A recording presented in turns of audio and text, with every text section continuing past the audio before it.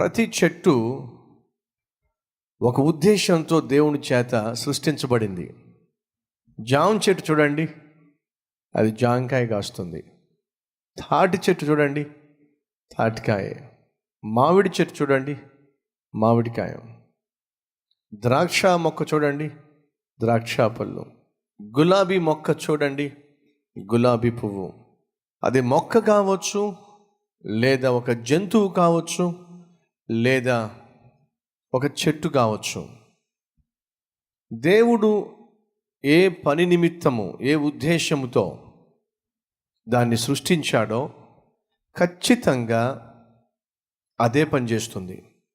మీరు చింత చెట్టు దగ్గరికి వెళ్ళి, చింత చెట్టు ఎంతసేపు చింతకాయలే కాస్తావే, నువ్వు ఆరెంజ్ పండ్లు కాస్త కాయొచ్చుగా, మామిడికాయలు కాస్త కాయొచ్చుగా అని మీరు రిక్వెస్ట్ చేసినంత మాత్రాన చింత చెట్టు తన మనస్సు మార్చుకోదు. దేవుడు తనను సృష్టించినటువంటి ఉద్దేశాన్ని అది తప్పదు, చింతకాయలే కాస్తుంది.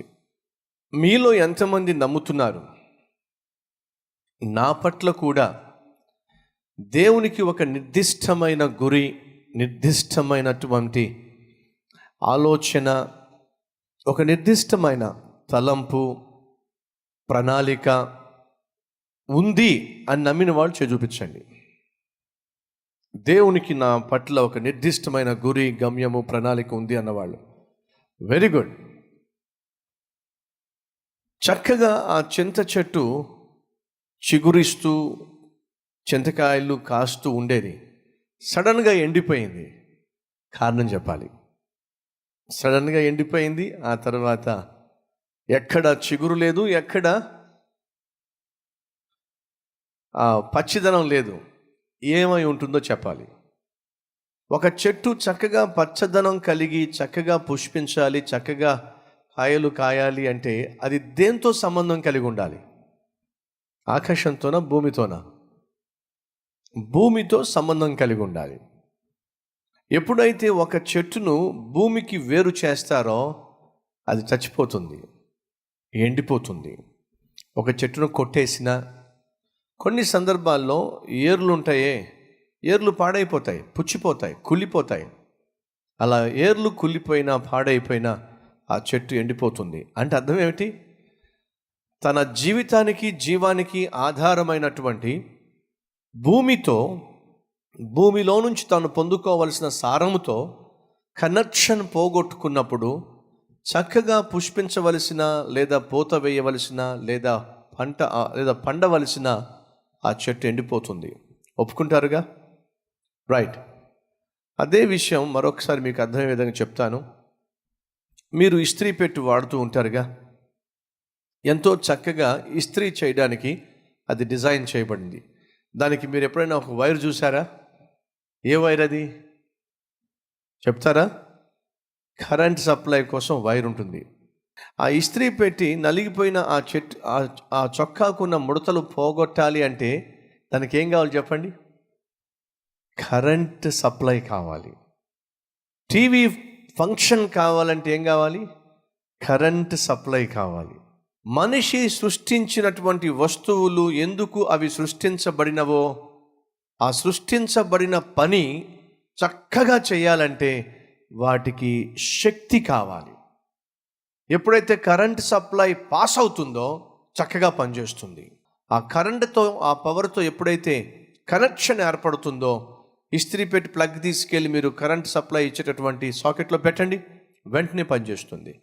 ఫ్యాన్ తీసుకెళ్ళి ఆ ప్లగ్లో పెట్టండి, ఫ్యాన్ పనిచేస్తుంది. టేప్ రికార్డర్ పనిచేస్తుంది, టీవీ పనిచేస్తుంది. దానికి కావాల్సింది కరెంట్ సప్లై.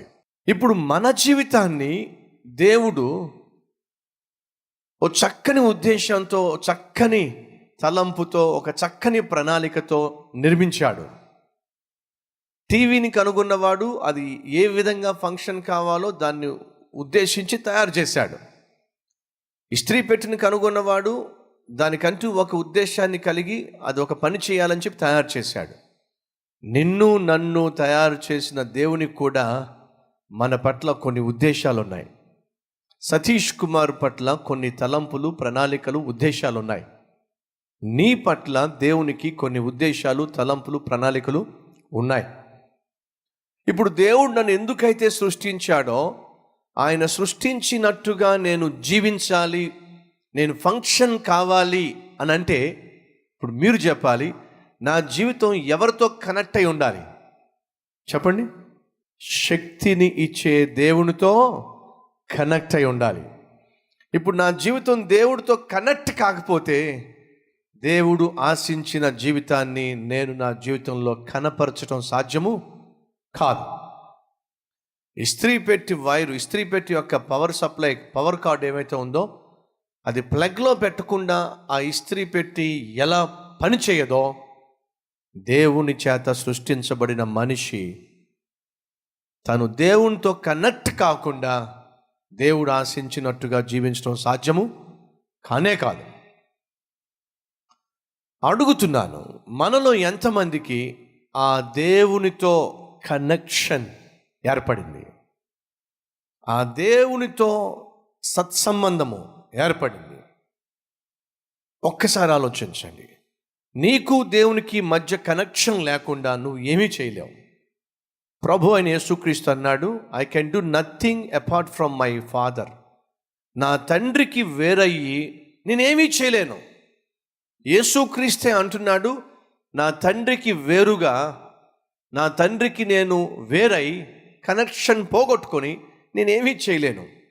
యేసుక్రీస్తే దేవునికి వేరై ఏమీ చేయలేకపోతే, దేవునికి దూరమై, దేవునికి వేరై, పాపానికి చేరువై, సైతానుకు బానిసవై నువ్వేం చేయగలవు? ఏమి సాధించగలవు? ఒకసారి ఆలోచించు. నువ్వు, నేను, మనము మన జీవితంలో దేవుడు ఏ ఉద్దేశంతో మనల్ని సృష్టించాడో అది నెరవేరాలి అంటే మనకు దేవునితో కనెక్షన్ ఉండాలి.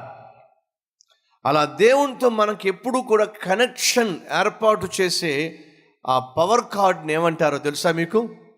చెప్పండి. ప్రార్థన. ఏమిటి? ప్రార్థన. Through prayer we get connected to God or connected with God. ప్రార్థనతో మనం దేవునికి కనెక్ట్ అవుతాం.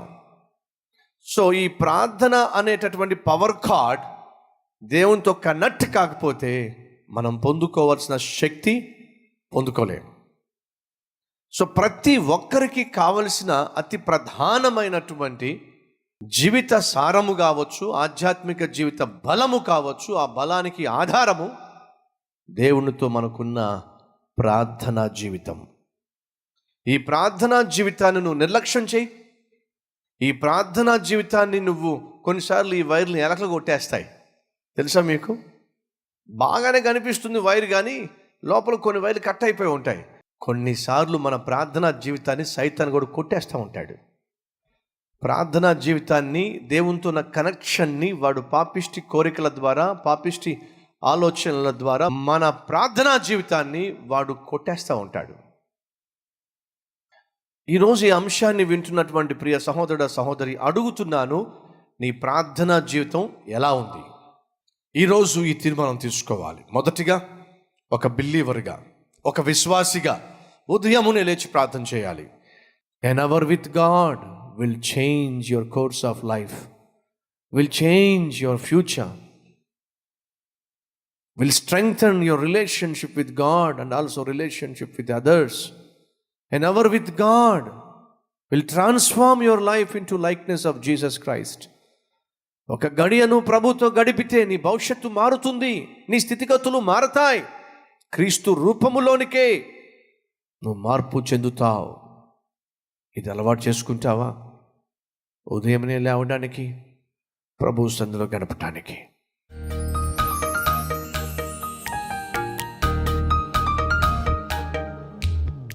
పరిశుద్ధుడు అయిన తండ్రి, వెత్తబడినటువంటి వాక్యాన్ని ఫలింపచేసి, విత్తినటువంటి వాక్యము ఫలించి మా అందరి జీవితాలు నీకు మరింత దగ్గరగా చేరుటకు సహాయం చేయండి. నీతో ఒక గడియ గడపడం ఎంత అవసరమో, అలా గడపటం వల్ల ఎన్ని శోధనల నుంచి మేము తప్పించుకోగలమో, మేము తెలుసుకున్నాం. తల్లి తండ్రి వారి ప్రార్థనా జీవితం, భార్య భర్త వారి ప్రార్థనా జీవితం, వ్యక్తిగతముగా నీతో సత్సంబంధము మా జీవితాల్లో ఎంత అవసరమో నేర్చుకున్నాం. అయ్యా, ఈ వాక్యానుసారంగా జీవించే శక్తి మాకివ్వండి. మరలా నీ సన్నిధిలో కనిపించేంత వరకు ప్రభువా మమ్మల్ని ఇంకనూ బలపరచుమని యేసు పరిశుద్ధ నామములో ఈ ప్రార్థన సమర్పిస్తున్నాం తండ్రి. ఆమెన్.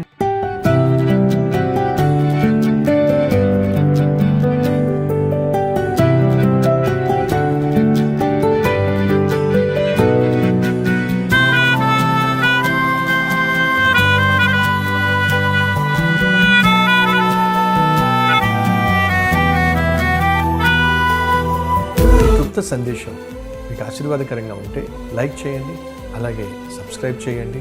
అంతేకాకుండా కామెంట్ పెట్టండి, 10 మందికి షేర్ చేయమని మనం చేస్తూ రేపు మళ్ళీ కలుసుకుందాం.